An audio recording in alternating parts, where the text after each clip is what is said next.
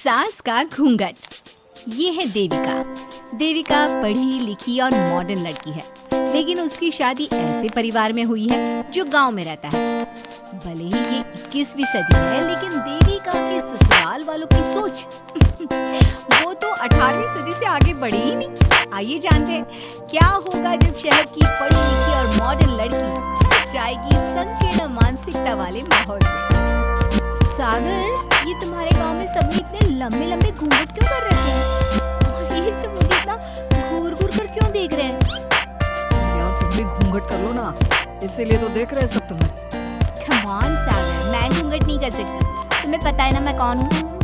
लेकिन देविका, मेरे पिताजी, चाचा जी, बड़े भैया और जीजा जी ने तुम्हें बिना घूंघट के देख लिया ना तो बहुत गुस्सा होंगे और न जाने कौन कौन से फरमान सुनाएंगे। घर चलो, देखा जाएगा जो होगा। सागर देविका से कई बार कहता है कि वो घूंघट कर ले, लेकिन देविका सागर की नहीं सुनती और अपने ससुराल के दरवाजे पर पहुंच जाती है। जब देविका वहां पहुंचती है तो देखती है कि उसकी सास बिमला, चाची सास कम्मो और जेठानी सुजाता ने लंबा सा घूंघट कर रखा था, पर उनकी ननद वीना ने घूंघट नहीं किया हुआ था। लेकिन हाँ, उसने सर पर सलीकी के साथ दुपट्टा जरूर ओढ़ा हुआ था।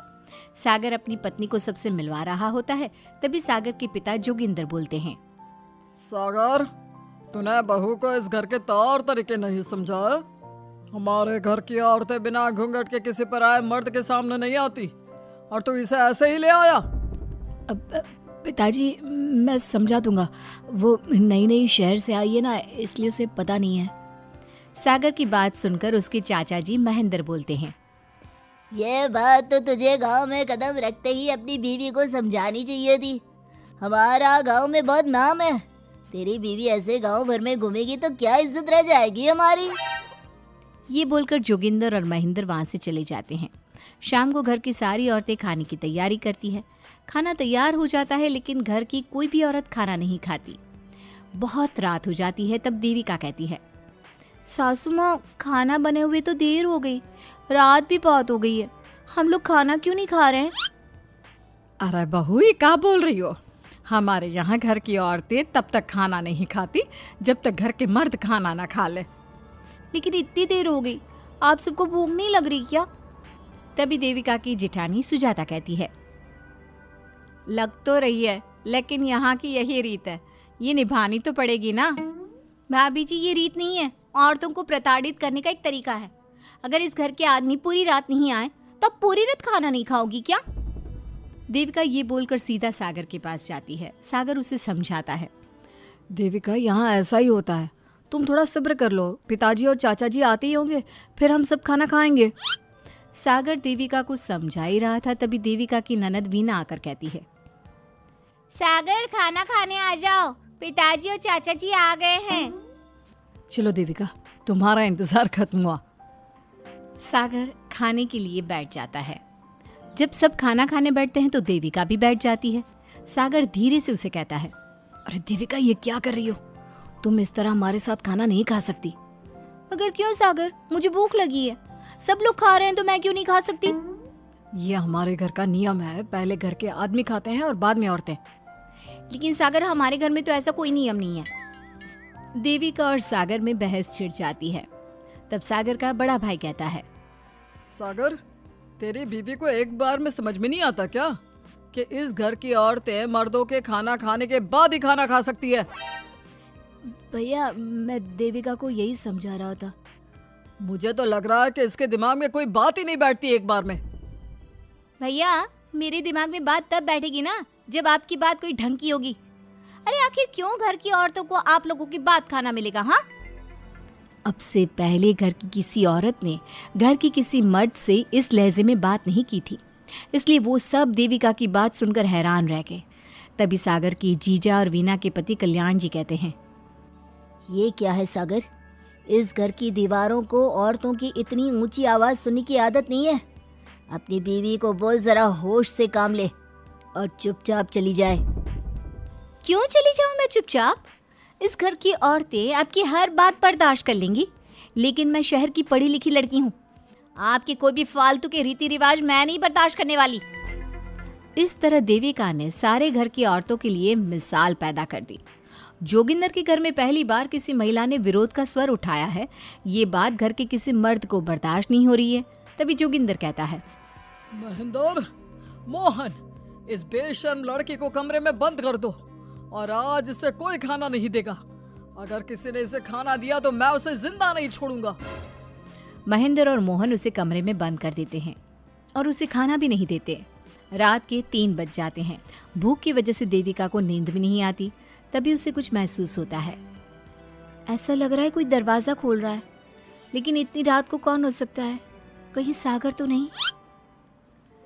देविका उम्मीद भरी नजरों से दरवाजे की तरफ देखती है, लेकिन दरवाजा खोलने वाला सागर नहीं बल्कि विमला और कम्मो है।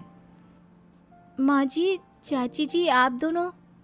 बहू, ये ले, हम तेरे लिए खाना लाए हैं, खा ले। और ये बात ना तो किसी को बताना मत कि हमने तुझे खाना दिया है, नहीं तो हमारे मर्द मार मार कर हमारा बुरा हाल कर देंगे। माँ जी, आप यहाँ इतना घुट घुट कर क्यों रहती हो? देविका, अब तू भी इस घर की बहू है, तू भी हमारी तरह रहना सीख ले। इस घर के कायदे कानून अपना ले। इस घर के मर्द तो कभी बदलने वाले हैं नहीं बहू, तो तू ही बदल ले अपने आप को। माँ जी, बदलाव अच्छे के लिए हो तो हमें बदलना चाहिए। बेकार और बेतुकी बातों का तो विरोध करना चाहिए। दोनों ने देविका को समझाने की कोशिश की, लेकिन देविका ने उल्टा उन्हें ही समझा दिया। इसी तरह एक दिन देविका किसी बात पर जोर जोर से हंस रही थी। तभी देविका की सास विमला ने उसे टोकते हुए कहा, अरे बहू, तू इतनी जोर जोर से क्यों हंस रही है? हमारे घर की औरत इतनी जोर जोर से नहीं हंसती। विमला अपनी बहू को समझा रही थी कि तभी महेंद्र बोलता है, अरे कम्मो, कौन है ये औरत जो बेशर्मों की तरह जोर जोर से हंस रही है? तभी कम्मो और देविका बाहर आ जाती हैं। जी जी जी, वो मैं हंस रही थी चाचा जी। अब आप लोग हंसने पर भी पाबंदी लगाओगे क्या? तुम जैसी बदतमीज लड़कियों से मैं बात नहीं करना चाहता, लेकिन कान खोलकर सुन लो, इस घर की औरतें इतना जोर जोर से नहीं हंसती। और हाँ, तुम्हें पहले ही बता चुके हैं कि इस घर की दीवारों को औरतों की तेज आवाज सुनने की आदत नहीं है। इस घर की दीवारों को आदमियों की ऊंची आवाज सुनने की आदत है, लेकिन औरतों की नहीं। चाचा जी, आपके घर की दीवारें तो बहुत दोगली है। हर पाबंदी औरतों के लिए क्यों चाचा जी?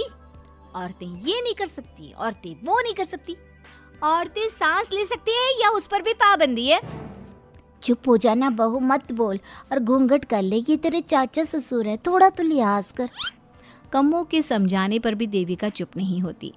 वो महेंद्र से ऐसे ऐसे सवाल पूछती है जिनका जवाब उसके पास होता ही नहीं। महेंद्र गुस्से से सागर को आवाज देता है। महेंद्र की आवाज सुनकर घर के सभी आदमी बाहर आ जाते हैं। जी जी चाचा जी, आपने बुलाया? अपनी मुंह जोर बीवी को यहाँ से ले जाने तो कुछ अनर्थ हो जाएगा। क्या हुआ चाचा जी? तेरी बीवी जिस तरह से मुझसे बात कर रही है, छोटे बड़े की तमीज नहीं है इसे। कम से कम 7 दिन तक ये कमरे से बाहर नहीं निकलनी चाहिए। अगर इसे मैंने कमरे से बाहर देख लिया तो किसी की खैर नहीं, समझे? पर मैंने कुछ गलत नहीं बोला। सागर, जो सच है मैंने वही कहा है। देविका, चलो मेरे साथ। लेकिन सागर, मेरी बात तो सुनो। सागर देविका को वहां से ले जाता है। इसी तरह से कई दिन बीत गए। अब देविका अपने ससुराल में हर गलत बात का विरोध करने लगी, लेकिन जितना ज्यादा वो विरोध करती, उसके ससुराल वाले उस पर उतना ही ज्यादा अत्याचार करते। अब देखना यह है कि देविका अपने ससुराल वालों के अत्याचार को यूं ही सहती रहेगी। क्या उसके ससुराल में घूंघट में औरतों का दम इसी तरह घुटता रहेगा? अगर आप इन सवालों के जवाब जानना चाहते हैं ना, तो हमें कमेंट करके ज़रूर बताइएगा।